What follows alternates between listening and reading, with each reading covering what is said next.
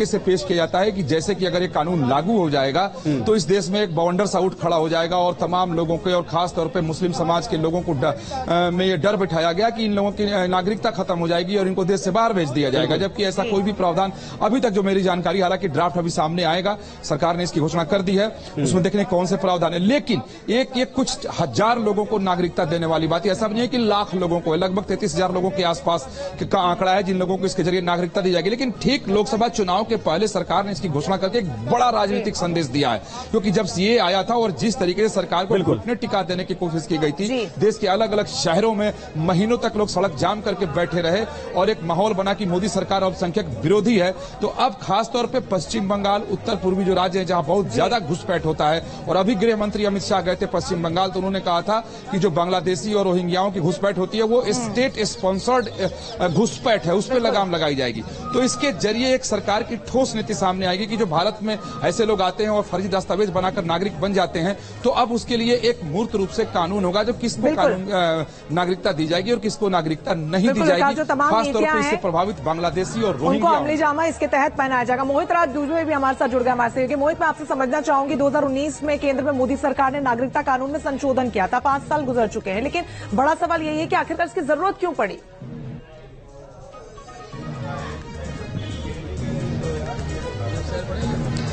देखिए, निश्चित तौर पे लगातार जो है केंद्र सरकार और भारतीय जनता पार्टी कहती रही है कि सीए लागू करना देश की अखंडता के लिए बहुत जरूरी है, संप्रभुता के लिए बहुत जरूरी है। और देखिए, संसद के भीतर, संसद के बाहर लगातार केंद्र सरकार और भारतीय जनता पार्टी ये कहती रही है कि सीए जब लागू होगा तो अखंड ये देश बनेगा। और आपको बता दें कि सीए लागू हो जाने के बाद जो है सिर्फ हिंदुस्तान ही नहीं बल्कि विदेश में भी रहने वाले लोगों को लाभ होगा। तो निश्चित तौर पर एक लोकसभा चुनाव के पहले हम ये कह सकते हैं कि भारतीय जनता पार्टी का एक गेम चेंजर होगा, एक मास्टर स्ट्रोक हम कह सकते हैं सीए के मद्देनजर। बिल्कुल मोहित, अपने आप में बहुत ही ज्यादा महत्वपूर्ण है। तापस भी जुड़ गए हैं। इसको दरअसल इसीलिए गेम चेंजर, और सही कहा मोहित ने कि ये मास्टर स्ट्रोक है, क्योंकि अब वक्त नहीं है, चुनावी नोटिफिकेशन जारी होने वाला है। तापस भी हमारे साथ है। तापस, वाकई में सरकार की तरफ से ये बहुत बड़ा मास्टर स्ट्रोक है, विरोधियों के पास कोई अब मौका भी नहीं है।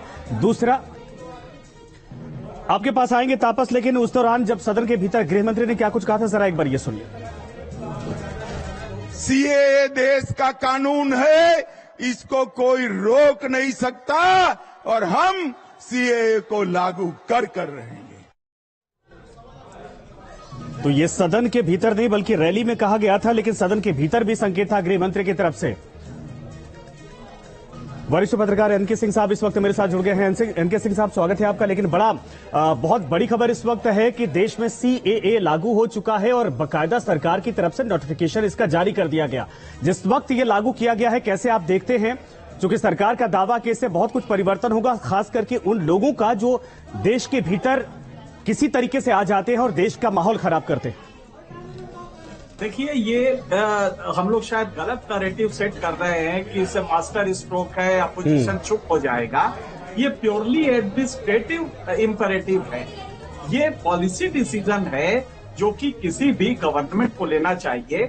हाल के दौर में जिस तरह से आप देख रहे हैं म्यांमार में क्या हो रहा है, म्यांमार में क्या हो रहा है, आप देख रहे हैं हमारे यहाँ मणिपुर में क्या स्थिति है, और वो सिर्फ इसलिए कि इन्फ्लक्स हो रहा है, बॉर्डर सिक्योर्ड नहीं है जी। तो ऐसे में एक बड़ा वर्ग हमारे यहाँ अंदर आ गया है जो कि एंटी इंडिया एक्टिविटीज, क्योंकि उसको भारत से कुछ लेना देना नहीं है, उसको सरवाइव करना है, अच्छे से सरवाइव करना है। तो ये बात सही है कि भारत की अखंडता के लिए ये जो बाहर से लोग आए हैं वो एक बड़ा खतरा बन गए थे। लिहाजा उनको आइडेंटिफिकेशन, उनको अगर एक पीरियड से बाद में आए हैं तो उनको वापस करना, डिपोर्ट करना, ये सारी चीजें थी। तो ये प्योर एडमिनिस्ट्रेटिव इंपरेटिव है। मुझे याद है कि होम मिनिस्टर जब शिवराज पाटिल थे, उस समय हमसे एक तत्कालीन बीएसएफ के डीजी ने कहा था कि हकीकत ये है कि हम लोगों को ये फिगर्स नहीं देना होता है, वरना हकीकत ये है कि जो फिगर बताई जा रही है उससे करीब 20 गुना ज्यादा फिगर है इन्फ्लक्स की, जो इन्फिल्ट्रेशन हो रहा है उसकी। तो इन्फिल्ट्रेशन एक बड़ा वो है, लिहाजा इसमें विरोधी कौन विरोध करेगा? हाँ, विरोध तब होगा जब आप सीएए के नाम पे, आइडेंटिफिकेशन के नाम पे किसी एक पर्टिकुलर कम्युनिटी को हरेस करेंगे, उसकी आइडेंटिटी, उसकी हिस्ट्री, ये सब पूछने के बाद तो ये गवर्नमेंट को सुनिश्चित करना होगा कि आप इलेक्शन के टाइम में अगर ये ला रहे हैं तो कहीं वो चीजें तो नहीं है। और इसी के लिए अपोजिशन भी इसको ऐतराज करता है और एक वर्ग भारतीय समाज का भी कर रहा है जो कम्युनली माइनॉरिटी का है। तो इसको सिर्फ ये देखना है, ये बहुत बड़ी जरूरत है, लेकिन इसका इम्प्लीमेंटेशन आप कैसे कर रहे हैं और उसमें आपने कहीं हैरेसमेंट का एलिमेंट तो नहीं है। किसी एक कम्युनिटी को लेके इसको देखने की जरूरत है। और इस लेवल पे एज ए जर्नलिस्ट हम ये कह सकते हैं कि सरकार ने बिल्कुल अच्छा कदम उठाया है देश की इंटीग्रिटी के लिए, अखंडता के लिए, लेकिन इसके इम्प्लीमेंटेशन में कहीं वो चीजें ना हो जो चुनाव के आने पहले अक्सर देखने में आता है। बस इतना बचाना होगा, वरना ये कदम बहुत अच्छा है एडमिनिस्ट्रेटिवली, गवर्नेंस के उसके हिसाब से, प्रिंसिपल्स के हिसाब से ये बिल्कुल सही कदम। बिल्कुल, एग्जीक्यूशन जो है अभी भी वो एक बहुत बड़ी चुनौती है, जैसे कि सर आपने कहा। आप ऐसे में समझेंगे ये भी कि कितना फर्क पड़ेगा। अश्विनी उपाध्याय जी हमारे साथ जुड़ गए, सुप्रीम कोर्ट के एडवोकेट हैं आप, बहुत स्वागत है सर आपका। आपसे ये समझना चाहेंगे आसान शब्दों में कि अब जब चूंकि ये लागू हो चुका है, कितना बदलाव आएगा और फर्क कितना पड़ेगा? कोई दो बड़े फर्क सर। देखिए, पहली बात तो सिटीजनशिप अमेंडमेंट एक्ट जो सीए का नोटिफिकेशन आया है, इसका भारत के लोगों से कोई लेना देना नहीं है। भारत में न किसी को सिटीजनशिप, भारत के लोगों में न किसी की सिटीजनशिप जाएगी और न किसी को सिटीजनशिप मिलेगी। ये केवल उन लोगों के लिए है जो प्रताड़ित हैं, जो पाकिस्तान, अफगानिस्तान, बांग्लादेश में अपना घर छोड़ के आए हैं, अपना मकान छोड़ के आए हैं, अपनी दुकान छोड़ के आए हैं, अपना खेत खलिहान छोड़ के आए हैं। किस लिए आए हैं? केवल धर्म की रक्षा के लिए। अगर वो कन्वर्ट हो गए होते तो उनको सब कुछ छोड़ के आना नहीं पड़ता। अगर वो ये कहते थे भैया मैं इस्लाम कबूल कर ले रहा हूं, तो उनका घर भी उनके पास होता, उनका मकान भी उनके पास होता, उनकी दुकान भी अपने पास होती। लेकिन उन्होंने केवल और केवल अपना जनेऊ बचाने के लिए, अपना तिलक बचाने के लिए, अपना सनातन धर्म बचाने के लिए उन्होंने सब छोड़ दिया और अपने बच्चों को लेके भाग आए। अब यहाँ आए हैं, उनको एक ही देश से आशा है, उनको लगता है उनको भारत में शरण मिल जाएगी। अब भारत में आए थे लेकिन उनके साथ वो नाइंसाफी चलती रही, उनके बच्चों को ठीक से एजुकेशन नहीं हो पा रही थी, उनको बिजली पानी का कनेक्शन ठीक से नहीं मिल रहा था। सीए के बाद वो भारत के नागरिक बन जाएंगे तो उनको वो सारे अधिकार मिल जाएंगे जो भारत के लोगों को है। तो मैं बिल्कुल एनके सिंह साहब से सहमत हूँ कि बहुत अच्छा कदम है और इसका स्वागत होना चाहिए, इसमें विरोध करने का कुछ है ही नहीं है। हाँ भाई, अलग बात है इसके बारे में झूठ फैला दिया जाए, अफवाह फैला दिया जाए कि नहीं ये तो किसी की नागरिकता जाएगी। भैया, किसी की नागरिकता जाने का तो सवाल ही नहीं उठता। भारत के लोगों के लिए बना भी नहीं है, ये बना है केवल अफगानिस्तान, पाकिस्तान, बांग्लादेश के जो हिंदू हैं, जो जैन हैं, जो बौद्ध हैं, जो सिख हैं, वहाँ जो पारसी हैं, या वहाँ के जो ईसाई जो भारत में आए हैं प्रताड़ित होके, केवल उनके लिए है। और वो इसलिए है कि बेचारे उन्होंने कितनी बड़ी कुर्बानी दिया है अपने धर्म की रक्षा के लिए। उन्होंने अपना लाखों का, करोड़ों का सब कुछ, दुकान मकान खेत खलिहान छोड़ के आए हुए। अगर उनको नागरिकता भी नहीं मिलेगी तो मुझे लगता है बहुत अमानवीय हो जाएगा। इसलिए ये जो कदम है बहुत ही ह्यूमैनिटेरियन है, बहुत ही मानवीय कदम है और इसका स्वागत करना चाहिए सबको। ठीक है सर, बिल्कुल आप हमारे साथ बने रहिए। एनके सिंह साहब, मैं दोबारा आपके पास आता हूं। जरा ये बताइए, जब ये कहा जा रहा है कि जो बाहर से लोग आए हैं, जो वाकई में हिंदुस्तान में जो सिमिलर रिलीजन के लोग हैं, उनको एक तरह से ये बहुत देश के भीतर माहौल अच्छा पैदा कर सकता है और उनके लिए आसान हो जाएगा। लेकिन जो विपक्षी पार्टियां वो तो ये कहती हैं कि जानबूझकर टारगेट किया जाता है दरअसल एक कम्युनिटी को। अगर चुनाव से पहले ये बिल इंप्लीमेंट होता है या फिर अब चूंकि ये कानून बन चुका है, तो क्या इसका असर चुनाव पर भी होगा? इसको चुनावी तौर पर भी भुनाने की कोशिश की जाएगी? देखिए, देश जिस तरह से कॉम्युनली बटा हुआ है, उसमें इसको करना ये जाहिर, मतलब इसमें कोई बहुत कंफ्यूजन नहीं है कि इसको पॉलिटिकल मंचों से उठाया जाएगा और इसका पॉलिटिकल लाभ भी मिल सकता है, कॉम्युनल कंसल्टेशन भी होगा, इसमें भी कोई दो राय नहीं है। पॉलिटिकल इसका लाभ, लेकिन अगर हम कोई एडमिनिस्ट्रेटिव डिसीजन दे रहे हैं और उसका कोलेटरल बेनिफिट और लॉस है, तो ये तो उसके साथ बना हुआ है। इलेक्टोरल डेमोक्रेसी में ये तो ऑब्वियस है। तो अगर बीजेपी ले रही तो वो लेगी ही, पहले भी लेती रही है, अभी भी लेगी, इसमें कोई दो राय नहीं है। हाँ, ये भी बिल्कुल सही है कि अभी तक कम्युनल आधार पे कि वो जैन होंगे तो उनको दिया जाएगा, ये नहीं होता था। लेकिन बिल्कुल सही कहा है अश्विनी जी ने कि जो लोग वहां पे आज भी वो प्रताड़ना झेल रहे हैं पाकिस्तान और बांग्लादेश में जी, और वो प्रोसिक्यूशन फेस कर रहे हैं, अगर उनके लिए फिर कौन सा दूसरा देश है? अगर भारत नहीं है तो उनके लिए दूसरा देश कौन है? यहाँ भी कोई गलती नहीं है। लेकिन तब क्या वो जो असहाय होके आपके यहाँ शरण लेने आए हैं, क्या उनको आप शरण नहीं देंगे? पहले देते रहे हैं, इंटरनेशनल प्रोटोकॉल भी है इसके लिए, वो आपकी बाध्यता भी है। अब यहाँ पे ये चीज नहीं है, यहाँ पे भारतीयों के लिए नहीं है, लेकिन ये पता करना कि कौन मुसलमान भारतीय है और उसकी एंसेस्ट्री देखना, ये तो वहां की लोकल एडमिनिस्ट्रेशन पे होगा। तो वहां पे ये प्रोसिक्यूशन ना हो, जैसे बांग्लादेश, वो असम है, असम ये डर हो सकता है कि वहां पे जब पूछा जाए और उनका आइडेंटिफिकेशन किया जाए, बिल्कुल सही है कि जैन को आप दीजिए और बुद्धिस्ट को दीजिए, बाकी सबको दीजिए, लेकिन जब आप ये पता करेंगे कि भाई तुम इंडियन नागरिक हो कि नहीं, यहीं पे वो पेज है कि वहां पे आप उसको कैसे ट्रीट करेंगे और क्या रिकॉर्ड वो दिखाएगा तो आप मानेंगे। आपके रिकॉर्ड पे वो है कि नहीं, अभी तो यही नहीं वो है, उसके लिए आपने कई रजिस्टर्स वगैरह बनवाए हैं। तो उस लेवल पे प्रोसिक्यूशन ना हो, तो ये बेहद जरूरी है। और ये बिल्कुल सही कहा अश्विनी जी ने कि भाई जो लोग वहां पे हिंदू होके रह गए हैं, अपना जनेऊ बचा रहे हैं, तो उसको कहाँ शरण मिलेगी? उसको क्या नेपाल देगा या उसको बर्मा शरण देगा? उसको हम शरण दे सकते हैं, लिहाजा अगर वो आ रहे हैं तो मोस्ट वेलकम।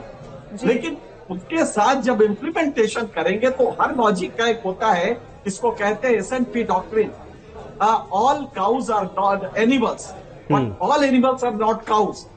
यहाँ पे यही डॉक्ट्रिन चलेगा लॉजिक का कि आपने ये पता करने के लिए कि भारतीय नागरिक हो कि नहीं, ये तो करेंगे ना, और ये जब असम में करेंगे तो वहां पे आप प्रोसिक्यूशन शुरू कर देंगे और वो प्रोसिक्यूशन चुनावी फायदे के लिए हो सकता है। इसका डर जरूर है, इससे बचना चाहिए और इसीलिए अपोजिशन ये चीजें कहता है। जी अश्विनी जी, आपका रुख करना चाहूंगी, चूंकि एनके सिंह साहब ये कह रहे हैं कि लागू तो कर दिया गया, लेकिन अभी भी एक कदम दूर है, वो है एग्जीक्यूशन का। प्रोसेस क्या रहेगा, चूंकि खुद आप एडवोकेट हैं, थोड़ा आप समझा पाए। अच्छा, एक सवाल मैं इसमें रंजना जोड़ना चाहूंगा, चूंकि उसके बाद थोड़ा समय के आधार पर भी, अगर चुनावी नोटिफिकेशन जारी होता है अश्विनी जी, चूंकि आप अधिवक्ता हैं, क्या उस दौरान भी जो डॉक्यूमेंटेशन की प्रक्रिया होगी वो चलती रहेगी? यानी पेपर दिखाना पड़ेगा बाकायदा? देखिए, पहली बात तो ये बहुत सीधी सी बात है, इनके सर हमारे बहुत वरिष्ठ हैं और हम तो बहुत कुछ उनसे सीखते रहते हैं। इसका भारतीयों से कोई लेना देना नहीं। नोटिफिकेशन आ गया है, एक विंडो ओपन हो गई है।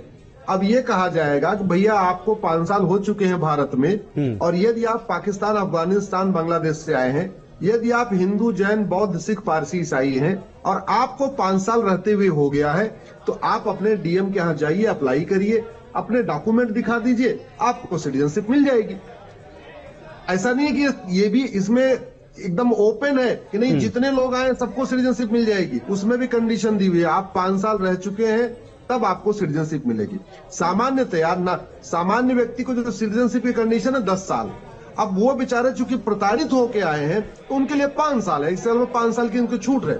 जैसे अदनान सामी को सिटीजनशिप मिली है, या सिटीजनशिप एक्ट में कोई भी आके सिटीजनशिप ले सकता है, वो चाहे चाइना का हो, चाहे अमेरिका का हो, चाहे जापान का हो, चाहे फ्रांस का हो, किसी भी देश का हो, उसको सबको भारत में सिटीजनशिप लेने के लिए एप्लीकेशन डालने की छूट है जी। लेकिन एप्लीकेशन जो टर्म्स कंडीशन है वो 10 साल भारत में रहने की है जी। यहाँ पे क्योंकि ये बेचारे सब कुछ छोड़ के आए हैं और ये अगर इनको आने की जरूरत ही नहीं पड़ती, अगर ये कन्वर्ट हो गए होते, इन्होंने कलमा पढ़ लिया होता, अपना खतना करा लिया होता और ये कबूल करके इस्लाम कबूल कर लिए होते, तो इनको आने की जरूरत ही नहीं है, बढ़िया अपने खेत खलिहान में रहते, अपने दुकान मकान चलाते रहते। इन्होंने धर्म की रक्षा के लिए सब कुछ छोड़ा है। चूंकि ये अखंड भारत में थे, बंटवारे में इनका कोई दोष नहीं है, इनसे पूछ के बंटवारा नहीं हुआ था। बंटवारा तो पॉलिटिकल अपनी कंपल्सन के कारण हुआ, भैया ठीक है तुम भी राजा बनो, हम भी राजा बने, उसकी एक अलग कहानी है। तो इनका कोई दोष नहीं था, इनसे कोई पूछ के भारत पाकिस्तान नहीं बना। इसलिए भारत की ड्यूटी है कि कम से कम वो इनको शरण दे दे, उनको नागरिकता दे दे और थोड़ी सी छूट दे दी गई। अदरवाइज ओपन विंडो है, कई सारे पाकिस्तान के एक्टर को नागरिकता मिली है, कई सिंगर्स को नागरिकता मिली है, अभी भी बहुत सारे लोग, आखिर वो तस्लीमा नसरीन आज भी भारत में रहती हैं, तो ऐसा नहीं है कि सबको निकाल दिया जाएगा। बिल्कुल, ये केवल सिटीजनशिप देने में थोड़ा सा छूट दिया गया। बिल्कुल। तापस, मैं आपके पास आऊंगा, जरा ये बताइए, मुझे लगता है विपक्ष को अनुमान भी नहीं रहा होगा, अंदाजा भी नहीं रहेगा कि आज सरकार ये बड़ा कदम उठाने जा रही है। चूंकि इसको लेकर अभी रिएक्शंस कैसे हैं? दूसरा, अखंड भारत को लेकर ये मोदी सरकार का सबसे बड़ा मास्टर स्ट्रोक अब तक का माना जा रहा है। जी देखिए, अब बेशक हम कह सकते हैं कि ये ट्रम्प कार्ड रहा है मोदी सरकार का चुनावी मौसम में, जब एक के बाद एक विरोधियों को घेरा जा रहा है, इंडी गठबंधन टूटने के कगार पर है।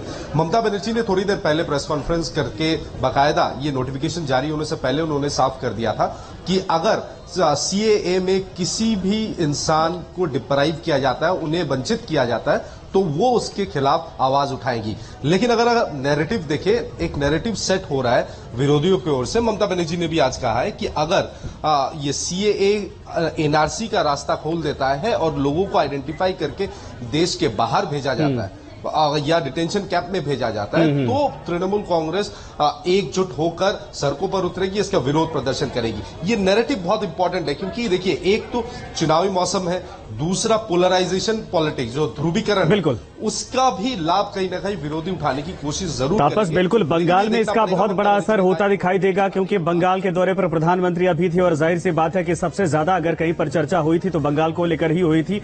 आप सभी का धन्यवाद, अश्विनी जी आपका भी और एनके सिंह साहब आपका भी, तापस आपका भी। लेकिन इन सब के बीच में देश भर में इस वक्त आपको बता दें कि सीएए आज से लागू हो गया है, नोटिफिकेशन जारी कर दिया। पूरी अपडेट, पूरी खबर, आगे जो डेवलपमेंट है मेरे सहयोगी रंजना के साथ आप देखिए। बहुत शुक्रिया संजय। खबरें में आगे बढ़ेंगे और तमाम बड़ी खबरों से आपको रूबरू करवाएंगे, लेकिन शुरुआत करेंगे हेडलाइंस के साथ। सहप्रायोजक पेट सफा आयुर्वेदिक चूर्ण, पेट सफा तो हर रोग दफा।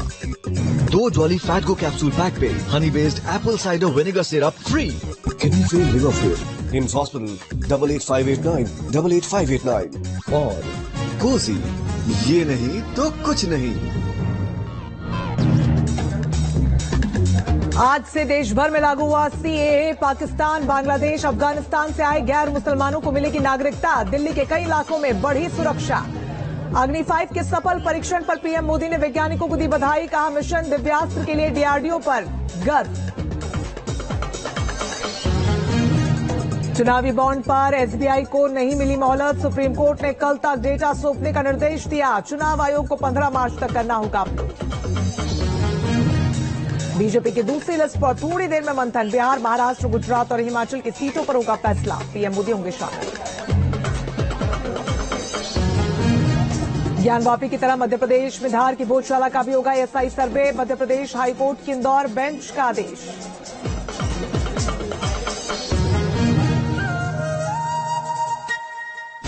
सच की पड़ताल, टूटेगा भ्रमजाल, लाई डिटेक्टर टेस्ट। आप देख रहे हैं किसी भी खबर का संपूर्ण विश्लेषण करने वाला शो लाई डिटेक्टर टेस्ट, जिसमें आज बात करेंगे इजराइल में सबसे बड़े न्यूक्लियर अटैक की साजिश की। दरअसल ये दावा किया जा रहा है कि इजराइल का एटम बम उसके लिए ही भस्मासुर बन सकता है। अब इसकी वजह है, हूती ने अब तक की सबसे बड़ी ड्रिल कर डाली है, जिसका मकसद